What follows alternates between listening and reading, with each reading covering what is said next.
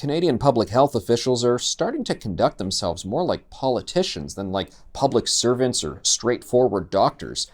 And that's a big problem. And I think the public and media need to start treating them like the politicians that they're behaving like by asking them some more critical questions and not necessarily taking everything they say at face value. I think more pushback is required now.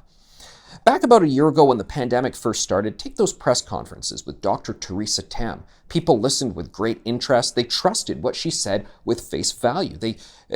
She commanded a lot of respect in the Canadian public. Things have really kind of changed lately, though. I mean, we've learned a lot about coronavirus. There's vaccines that have been developed. Our Canadian doctors and doctors all around the world have learned the therapeutics to treat the virus. We've got data and statistics about just how bad this is in terms of fatality rates, who's actually being hard hit by the virus, who's the high-risk category, who's in the low-risk category. A lot of information that we should be able to use to evolve our response, to have a better, smarter approach. And yet on Friday, Dr. Tam released modeling that caused a lot of people to raise their eyebrows. Right now, Canada is at about 2,000 cases per day. Good news, it's going down. But her modeling says because of new variants, we are going to skyrocket. You should see this chart. It actually shows the line just shooting up within the next couple weeks to over 20,000 cases per day or beyond. I don't know how high it goes because the line just goes off of the chart out of the page.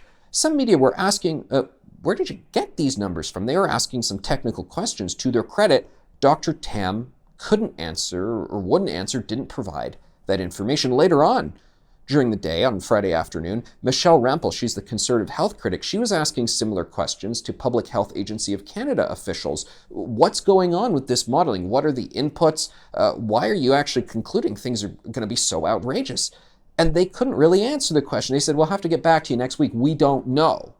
They're the experts. They don't know. And Michelle Rempel and others were asking, why is it that there's modeling in other countries that are showing that declines continue for these very weeks that you show rapid increases? And they just couldn't answer the question. And why this really matters is Dr. Tam and Justin Trudeau on Friday were saying, well, look, cases are going to go out of control, which is why we need to keep the lockdowns in place and we need enhanced measures. Now, some jurisdictions in Canada, they don't have a lot of measures right now, but people in, say, Toronto and Peel region are going, I don't know how it can be more enhanced than it already is. So a lot of people were rather frustrated to hear that, and they're seeing cases decline all over the world and in their own backyard, and they're going, shouldn't this be the time for reopening? Well, you know what? Maybe if public health officials, they have a really good answer as to why not, and they have a really good explanation about what's going on in these numbers, then, well, tell us and maybe we can talk it out. But, well, they didn't give the answers. They dragged their feet. They were evasive. They said, we'll get back to you next week.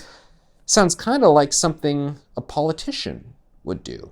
And I don't think people should accept those sorts of answers anymore. And, well, I don't think they are. I think people are pushing back as they should.